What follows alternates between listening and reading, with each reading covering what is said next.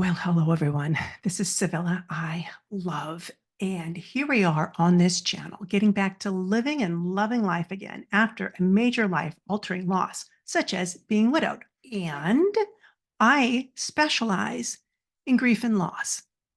Now, I'm a clinical therapist with over 23 years of experience, and I also, as an alternative, offer non-clinical services such as coaching, guidance, and consultation. So today, we're going to talk more about widow's fire. This is the phenomenon or the experience of having a very high sexual drive after being widowed. Now, for a lot of people, this brings a great deal of confusion to them in their lives. And also, it creates such a deep passion within them that sometimes it gets a little complicated moving into new relationship with other people, asking themselves questions such as, is this real? Am I truly connected with this person? Am I just horny? And it is something that deserves a lot of attention because when we've first been widowed or shortly thereafter, or in the years following when we're moving into relationship, we can be pretty vulnerable, honestly, because we're trying to rebuild our lives. Now, for those of you that have been watching my channel, also know that I've had a major amount of loss by an early age, including being widowed. And so I bring my personal experience and my clinical experience and a lifetime of spiritual studies to the topics that I cover. So I had a listener write to me asking me a very good question about her widow's fire and a new relationship that she's in with another widower as well. So I want you to listen closely because I'm going to read her letter so you can get the understanding of what she's asking. And then I'm going to address the major topics within her letter. Now, for you, what we're going to be covering is how this feels. We're going to talk about love. We're going to talk about distractions that other people may have. Is this really, truly love? And how long does it take to get to new love after you've been widowed? So let's begin. So Donna writes in, so she says, I'm not sure where to begin, but here it goes. I lost my husband 14 months ago. I was married 29 years. It was sudden, but I suspected that he hadn't been well the last 6 months that he was alive. So I wasn't surprised when it happened. And he was 16 years my senior. I'm 52 years old. At first, I thought I wouldn't be able to live alone without him, as I've been married to him since I was 22. We've lived in the same place for most of our marriage, and we loved each other very much. Long story short, that's always a precursor to a long story, isn't it? So she says, long story short, my neighbor is also a widower. He's 58 years old. Now, his wife passed 3 years ago from an illness, and they were married for 30 years, no children. He struggled a lot after she passed. She was the love of his life. Now, he would still break down from time to time when we'd be talking about her passing. My husband and I were actually friends with him and his wife before she passed. We'd known them for 25 years. So prior to my husband's death, we tried to help him with his grief, talked with him often.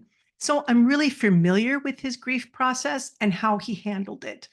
After about 6 months of my husband passing, the family and friends all went back to their daily lives and routines, and my neighbor, Joe, came to my aid many times when I had breakdowns.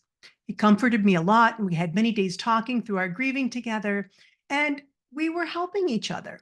So 8 months ago, we decided to go to dinner to get out of the house. From that night on, we had such a good time. We spent a lot of time with each other. Then 6 months ago, it became sexual. And to be fair, it was me who acted on the sex part of our relationship, even though he was the first to make a move towards me with hugs and holding hands. So as we went on, I found out that I couldn't get enough of him, and the sex became obsessive. And even now, it's always on my mind, and we both continue to spend weekends together and engage sexually. We've had a lot of discussions about our relationship and where we're going in the future. He's never able to say exactly what he sees us as, in the future. And he calls us a new relationship. He calls himself my boyfriend. He also has shared with his family that we're a couple, including his wife's sister. He has invited me to family functions, and I have met many of his friends and some of his other family members.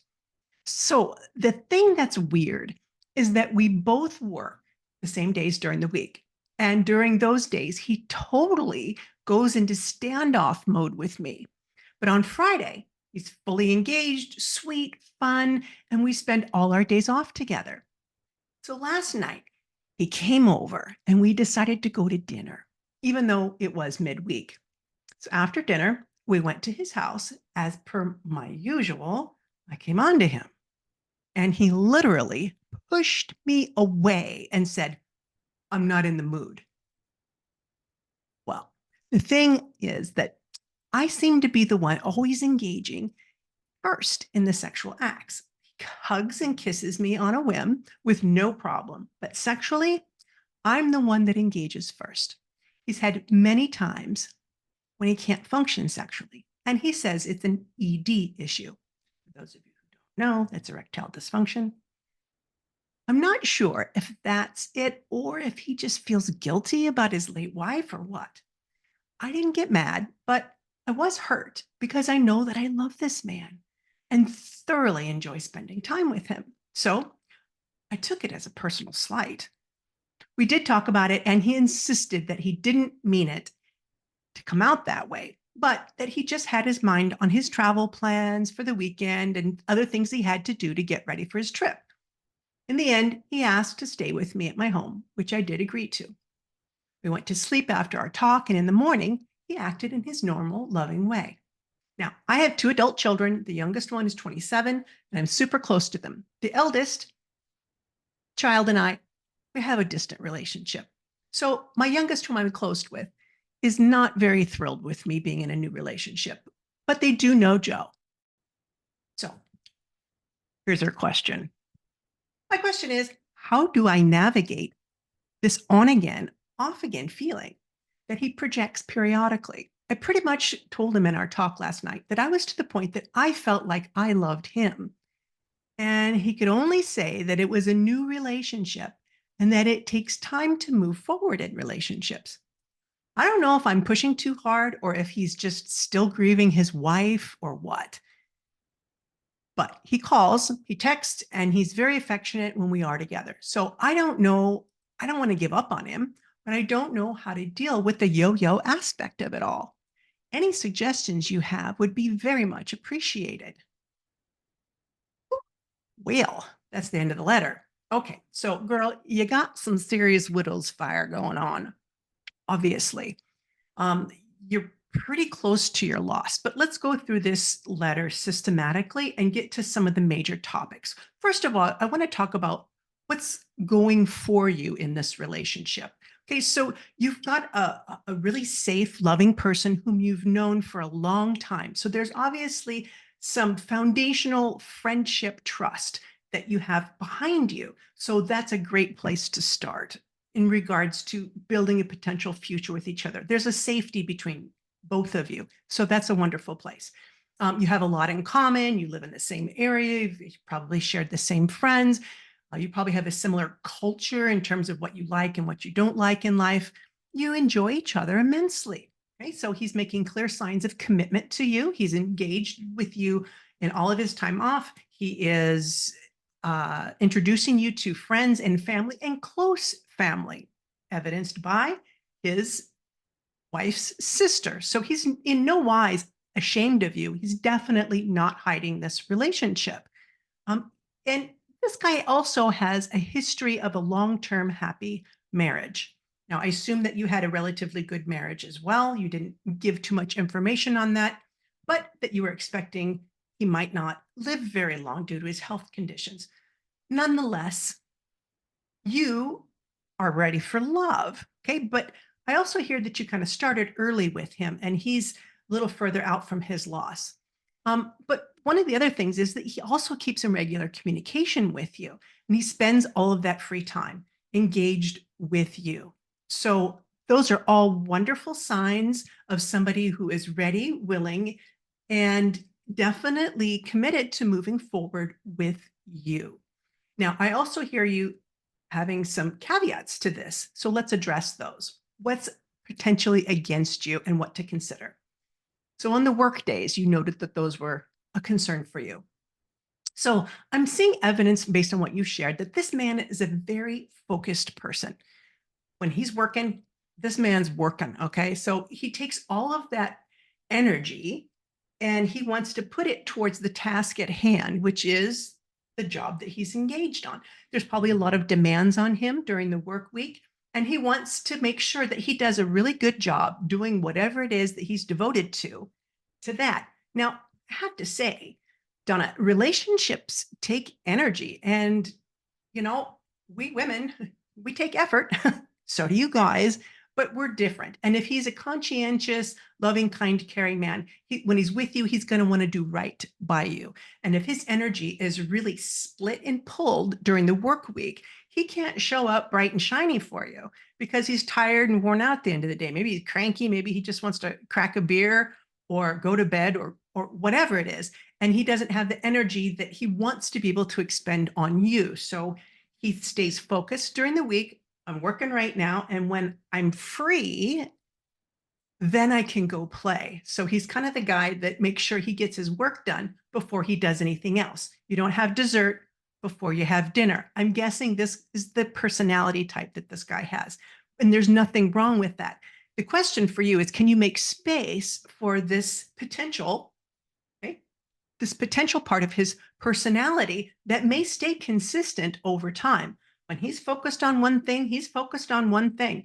Now, we're going to address this focus again when it comes to other issues in the relationship. So you've guys got to know that this isn't personal. Okay? It's not personal. He wants to do right by you. He doesn't want to be with you half-heartedly and screw things up.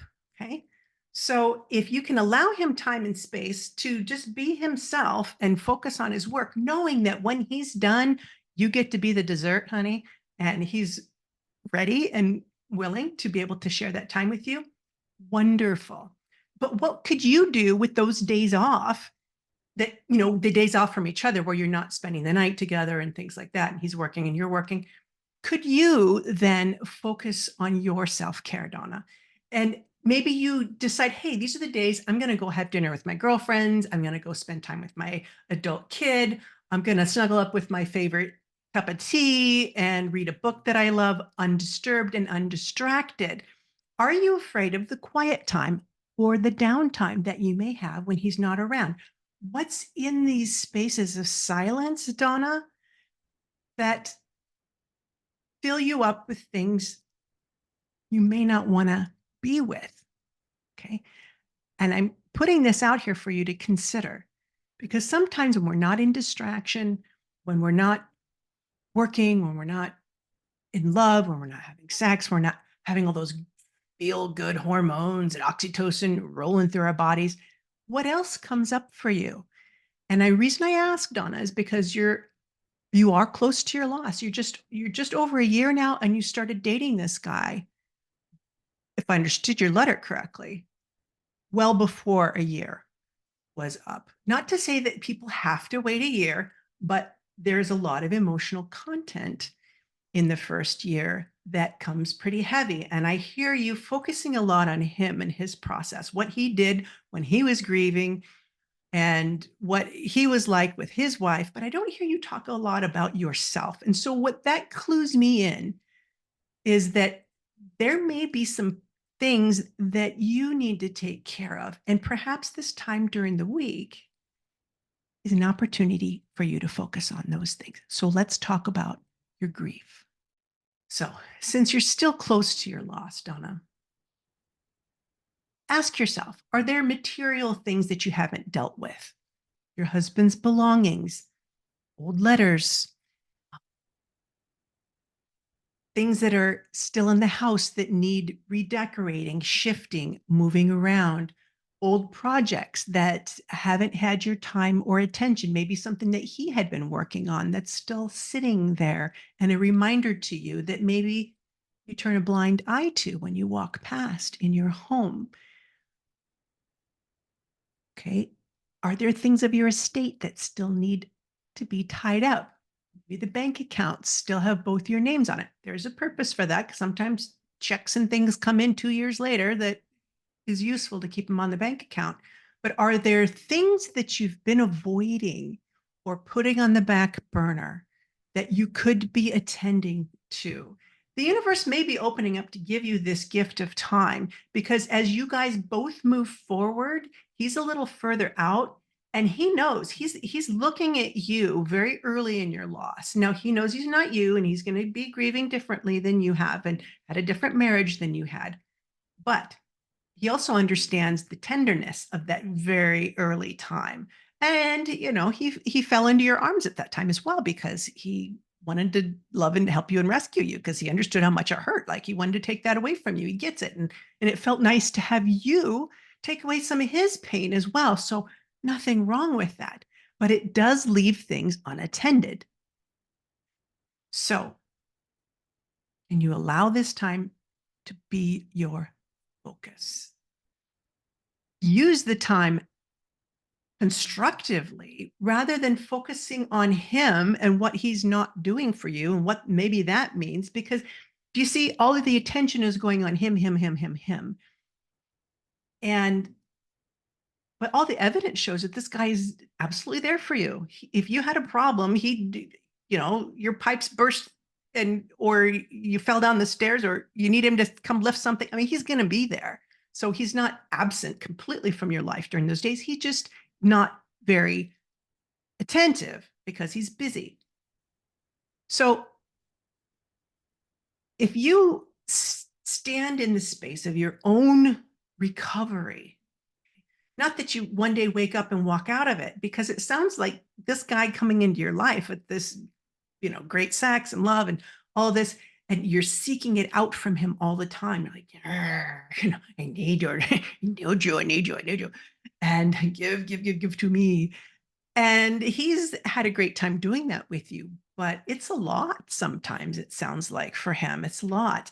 And I think the veracity of your fire, your widow's fire for him, also speaks to being indicative of not having enough attention on your own loss, what the relationship with your husband was like, what was missing in your life. Were there pains? Were there sorrows? Was there time and attention spent? Did you go to see a grief and loss specialist, not just any therapist? Because I know a lot of people go to a therapist and they're generalists, like you go to your general doctor, they can't help you with everything. They're not a specialist. If you have a heart problem, I mean, they're going to send you to the cardiologist. Okay. It's the same thing with therapists. However, everyone thinks that they can just take care of all of it because they have letters behind their name, and that's not the way it is. We also have specialties. Some of us are generalists. I am a grief and loss specialist, and there's lots of therapists out there that are. So the question is, have you allowed yourself to be engaged in groups, read books that may help you to understand the process that you've been through with the grief, so that when you show up with Joe, you're more fully whole in and of yourself to be able to offer to him. And that need that you have doesn't feel like such a pull on him. Okay. Because it sounds like sometimes it does. Now, there's some other factors I'm going to speak to with this, and I could be completely off base, but there's hundreds of people that are going to watch this video, and it may address some other people's concerns about themselves. So, anybody watching this, I want you to ask yourself, if you're engulfed in a widow's fire and you're seeking this attention from whomever, yes, I feel so horrible inside. I want to just feel better. And so sex is like a quick fix. It's a quick fix to feeling better.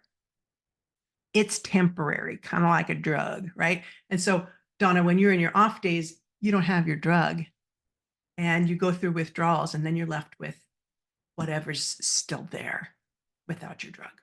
Okay. So I hope you don't take that wrong, but I want you to just consider what this might mean for you and start to take account of your own journey rather than, I feel fine. Actually, I'm doing okay. I'm getting along, maybe. maybe it's true. Everybody grieves different, but maybe there's something else. Okay. So I want to continue on with this is that this guy also probably understands the responsibility that he took on when he engaged with this early widow, somebody who had been friends with and had a history with, and he allowed himself to get sexual with you. And you became attached very quickly, understandably so. He's really loving it and he definitely likes to be with you. But as I just said, it's a lot. So he takes the responsibility seriously. So when he's working, he wants all of his time and attention on the work because maybe it gives him a little bit of a break from the intensity of the relationship. And maybe, just maybe, he needs that kind of like a man cave kind of thing. He has some time to himself to focus on other things. And it's not a slight on you. I believe he wants to be his best self for you. But by allowing himself this time away when he works, that allows him to get out of that space of the responsibility of knowing the one that he wants and that he's accepted, of pleasing you and taking care of you and sharing time with you and joy and healing from your losses and moving forward together. He needs a little break from it. So this may also be why he's more absent while he's working. And it's not a bad thing. It could be a very good thing if you allow it to be, if you change your focus and decide, maybe this is actually helpful. I can use this time to take care of myself and work on myself. He can take the time to have his little man cave work break and then come back and be my Prince Charming on the days that we're off. Okay. So let's talk about love. So you told him, Donna, that you were to the point that you felt you could love him. And his response was just to say that, yeah, it's a new relationship and it takes me some time to move forward in relationships. So this is what he said to you. And that was concerning for you. That's what I heard. But I want to suggest something. And don't sound this is a good way and a bad way to do it. But what I hear from you is that you're having an emotional response to him and to how you feel for him and towards the future of the relationship. And this is a beautiful thing. As women, we tend to flow more emotionally. And this is a great, beautiful strength of ours. Okay. And it's also a biological determinant that makes us more sensitive and attentive to the needs of a child that we may bring into the world and to those around us, and also allows us to be able to focus on many things at once and take in a picture. We also have a need to seek the security within the relationship. And so we have this emotional bonding that takes place. We want to bring the man closer to us so we have that safety and security. And then a good man will want to provide that safety and security and just provide a strong masculine frame in which to hold the relationship, in which we can lean into and that he feels needed. So you guys have some of this going on because he's obviously wanted to provide that to you. But he's thinking rationally, and that's what I hear. So that means he's got love for you. But what love looks like to him, it took this guy, this is what I'm hearing, 30 years with his wife to understand what love meant, for it to be able to prove itself out. He understands this is my experience of love. And here's this beautiful one that he's really enjoying, having a great time with. And she's talking about love, but I haven't spent 30 years with her. So how could I know if I love her or not? Because the man that he is now is not the man that he was when he met his first wife. He was like young and innocent and inexperienced or whatever he was when he first met her. Now he's gone through terrible loss and he's changed forever. And his concept of himself has changed forever. And I want to suggest that so has yours, Donna. So has yours. But he's had a little bit of time to consider what his life might be without his wife. And how he's grieved that is not information that I've had.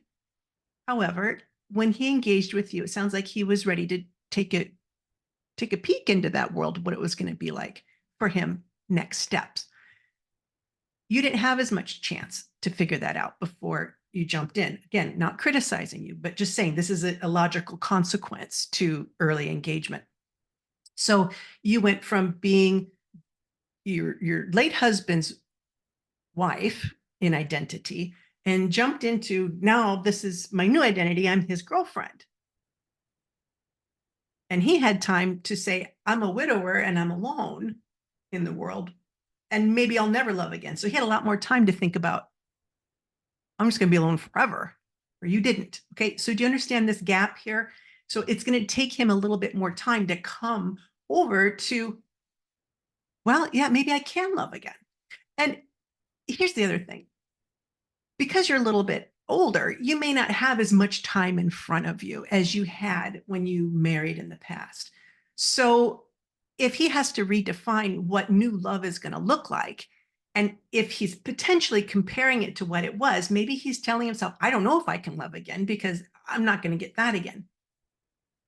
If he can see himself as a person who will love differently, who will love anew, who will redefine what this new love looks like, because I'm not the same person I was. So that means I have a different capacity for love now. And again, I remind you all, each and every one of you, your heart is infinite and there is no limits on the love. You can place a limit and make choices, and that's fine.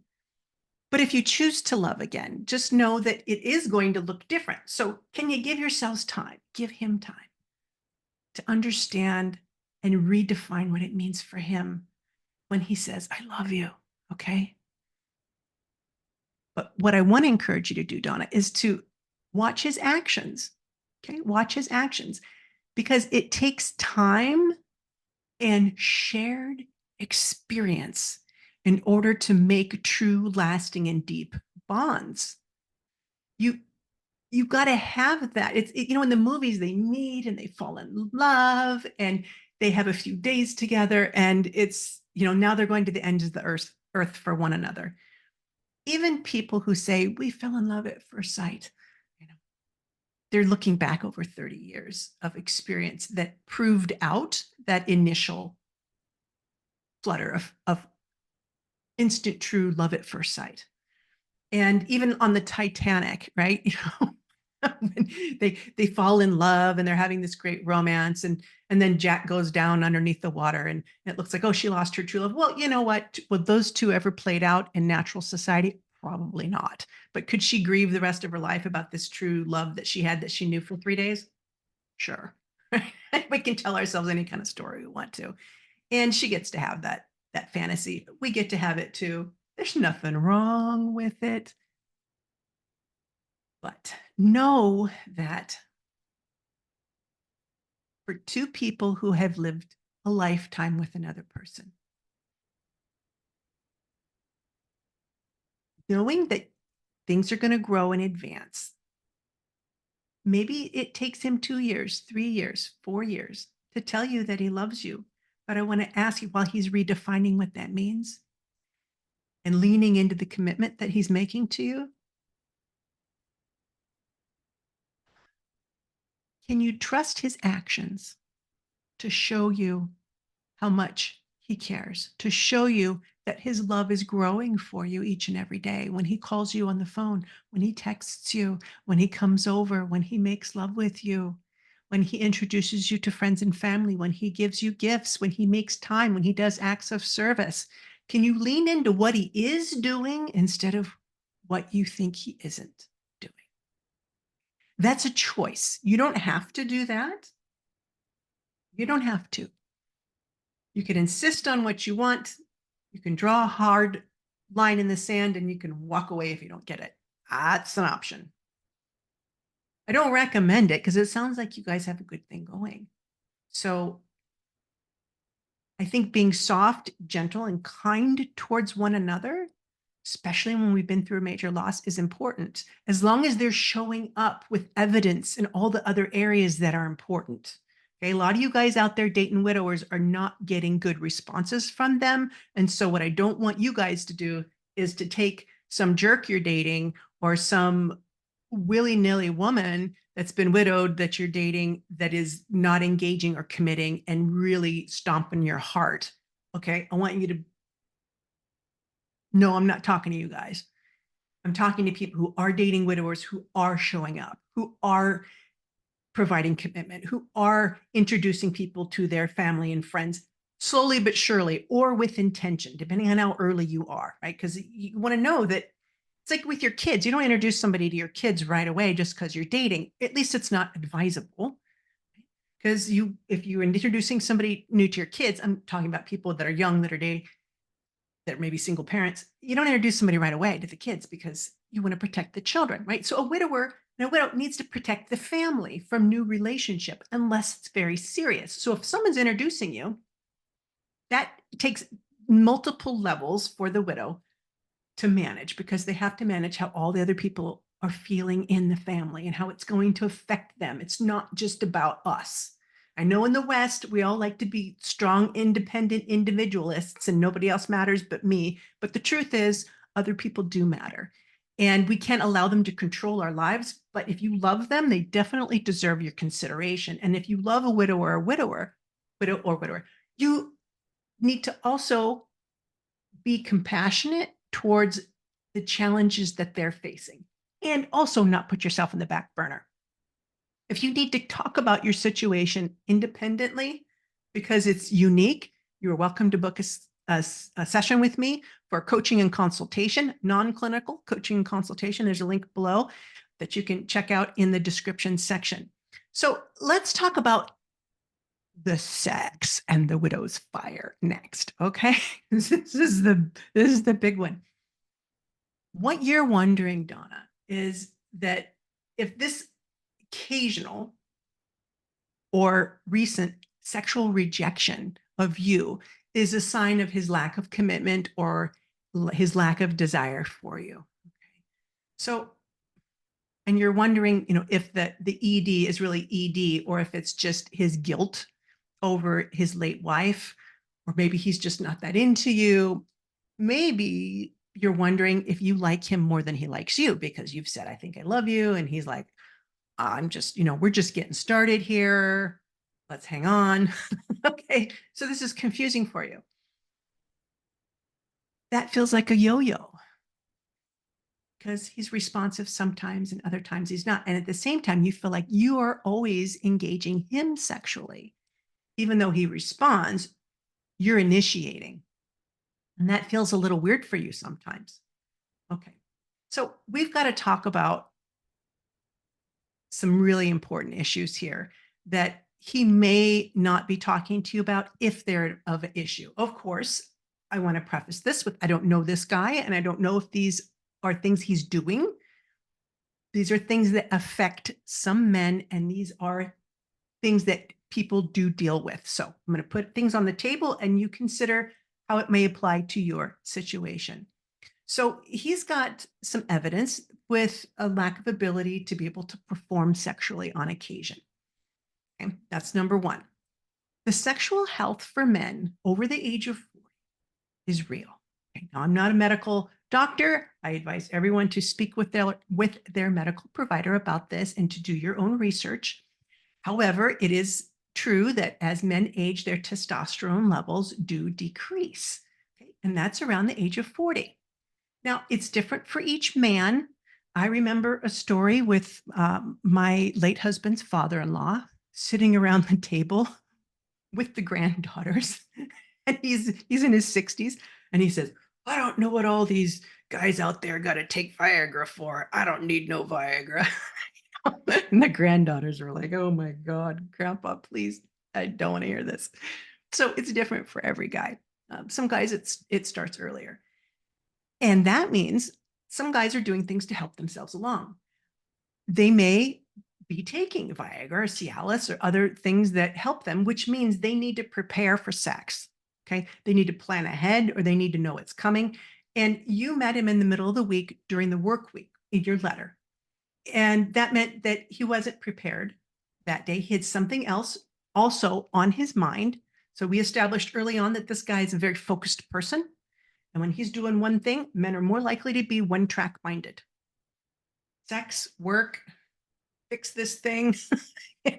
And this is great because it enables them to be really good in many areas of life and society that we all as a world need. Okay, men and women, we can do many overlapping things, and we also have more natural tendencies towards certain things as a whole on a bell curve, okay, as a general rule.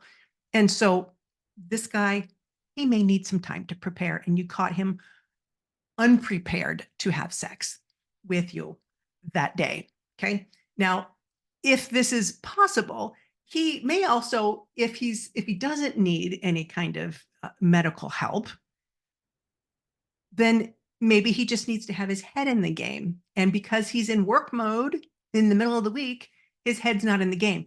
Sexual response needs to be able to work along with the mind. Sex is like, I mean, they've done research like 80% of sex is in the head, meaning our stimulation. It happens in the mind. And then our body falls in line and responds, which is what those medications actually are meant to do. Viagra, Cialis, all the other ones, they're designed to be able to work with physical stimulation, emotional stimulation. Okay, so keep that in mind. Okay, so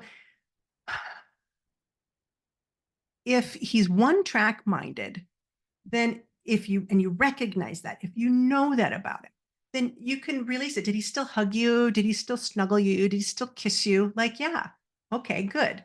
Um, this might be something you guys need to talk about, because if he is using an aid or needs an aid or he needs time, sometimes men also, if they're not taking anything, or even sometimes when they are, they need a greater level of stimulation, mental and physical, in order to perform at the level that they feel comfortable performing at.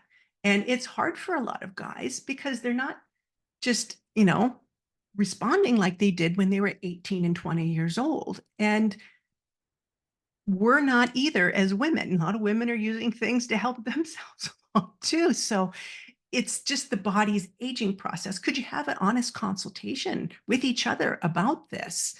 And so you're safe with one another to talk about that. That's something that you guys, and then that way you're not feeling like it's your fault. And the way you might potentially engage with this is to tell him how it feels for you. So when you communicate, you're not criticizing or accusing him of anything, because you got to know that sex for a man, we put in a lot of effort too, of course, but they have to be able to perform, right? And it's a lot of stress on some guys to feel like they have to perform. It's also a lot of physical energy. Okay? And it's one that they're most often very happy to do, but it does take energy. It does take time. It does take concentrated effort. And he wants to show up as his best self for you. So when he turned you away, he wasn't rejecting you. What he was rejecting was fear of failure, fear of not being able to perform, um, fear of feeling less than he wants to be in your presence. And when you engage with him first, that sets an expectation. You will please me now, because most good men want to please the woman. And it's for most men, for most good men, they want to please the woman first, even before themselves, or to have, the mutual experience. But if he's not feeling like he's able to do that, and that may create some kind of feeling inside of him that makes him to retreat. And so when he it was rejecting what he felt inside about himself and not you. Okay. And we're taking an Otis break to say hello to everybody. Say hello, Otis. What you want to say to the viewers? This is just a break. See you in the next section. Okay. So now here's the other thing. There's other ways to engage sexually with your man that might not create a situation where he feels pressured. And what it might look like is a little bit more feminine approach to sex, to sexual engagement with him. And that might be, and it's something to try out when you guys are on your weekends and not in the middle of the week, that you allow yourself to be open and available. You're open and receptive. You are flirty. You are close. You are touching him. You're admiring his strong masculine frame. You're telling him how he makes you feel. I just feel so sexy around you. I feel so engaged. And and if you guys are close and you're snuggling on the couch and like tell him how your body's feeling or how you're responding. What's happening in your body right now. How are you feeling? You can tell him. But asking and making a demand, what may feel like a demand, and if he's not quite ready to respond, or if he's insecure about his ability to perform, that is going to affect that 80% of the sexual functioning in his brain. And if he's at all intimidated or tired or worn down, that's going to increase the anxiety in his mind. I don't know if I can perform. And so he may be a little more standoffish. So if you just allow yourself to be open, you're wearing something sexy, you're laying on the couch, you are showing up naked in bed and just getting up close and snuggling, and allow him to make the move after that. Okay? You're moving in and warm and receptive and just letting him know you're available. That is pretty much pressure free. And I would really like to hear from the men out there that are listening right now in the comments below if you disagree with me or not. Okay, some guys are going to say, "Oh, I really like it when the woman makes the first move." And the reason why is because you want to know you're not going to get turned down. Am I wrong? Okay. But if you know she's open and available and her body language and everything else says, "I'm available," does she need to say, "Go take me now," when you know everything about her is telling you that she's available and that she wants you and that there's going to be no rejection should you move in? Which one feels better for you as a man? Which one has less pressure to perform? Which one feels more natural for you? I'm really interested to hear your thoughts and opinions. Now, okay, there's two less likely possibilities, and I want to share those with you about the sex. Is number one, he may really like that you initiate sex. I don't know his history. Maybe his wife never initiated, or maybe it just turns him on. And maybe he needs that in order to be responsive sexually. It might be his thing. That's a possibility.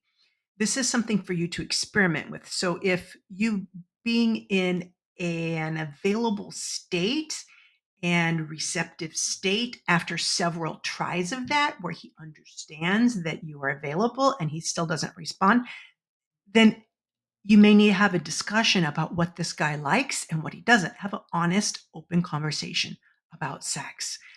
That's an option, and it might be necessary for you guys to move forward so you're both comfortable and on the same page and can provide for each other's needs.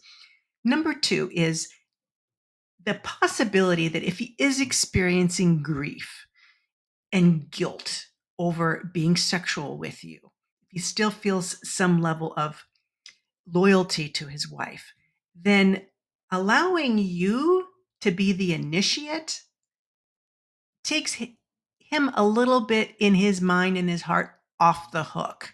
Like, I wasn't going after it. I didn't ask for it. I didn't make it happen. Do you see there's like a shirking of responsibility that would be inherent in that by allowing you to always be the initiate? It's a lack of responsibility on that part of the person. Just, I'm just giving her what she wants, right? Versus, I actually want this and need this, denying his own desire for it. These are less likely scenarios. So again, you need to judge based on what you know of him. This is an Otis break. He's coming in to say hello. Say hello, Otis. Your thoughts and opinions. Now, okay, women, I don't want you to hear, I can't say what I need and I can't say what I want. You can. what I'm telling you, there's other ways to do it that may get a more natural response from the man if you show up in more of your feminine energy, because then that will potentially inspire his masculine energy to grow. And now he wants to respond much like he did in the beginning when he reached out to hold your hand, kiss you, right? Take you in. Just try it, experiment, see what happens. See what happens if you show up available with no demand. Now, in order to do that effectively, you have to not have any expectations, because if you have a strong expectation behind what you have, you're expecting an outcome. He's going to sense that and feel it, and it's going to be the same as if you demanded it of him. It's a fine line to walk.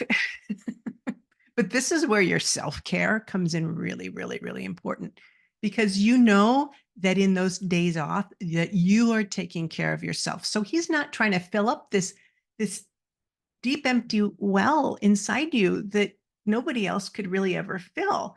The only thing you can do is to create a new cup between the two of you that you're now growing and filling with new flowers and new life and new growth and fresh water. Okay, analogy.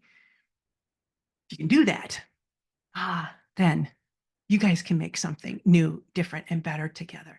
And also, too, when you show up really feminine and available without an expectation of an outcome, knowing that if he doesn't respond to your desire and to your expression of, oh, just, feel this kind of way, then you can take care of yourself, that you're going to be okay, that he'll come around eventually, and that maybe you could use this time to do something else, to snuggle, to watch a show, to so on and so forth, and allow him to show up. What you're doing is you're polarizing a feminine and a masculine energy and inspiring one another to be more of something that's very attractive to the other, because now he is in a stronger, more masculine frame. So he's providing a little bit more leadership and guidance. And that's sexy. Okay, that's sexy. And you're more receptive and feminine and light and flowy. And that's sexy. Okay, so now things just got hotter between the two of you. Something to practice and think about. Remember, the key to it is releasing the need to control him, what he's going to do, how he's going to do it, or what the outcome's going to be, because you know that you can take care of yourself. You know that you're going to be okay, that you are secure in the relationship, that you secure in the fact that you are moving forward together, that he does care about you based on all of his actions and behaviors, and that you're building something new together. Hold your security in that. And if you can do that, and if experimenting with polarizing a little bit more with your feminine and allowing him, inspiring him to hold more masculine energy and frame within this context of the sexual engagement, you may see some different responses. Okay, some different responses. And it might get a little more hotter between the two of you. So hopefully this has been helpful or useful for all of you out there dating and trying to live your life and love yourselves, to love other people, to understand what life is now with this widow, with yourself as a widower.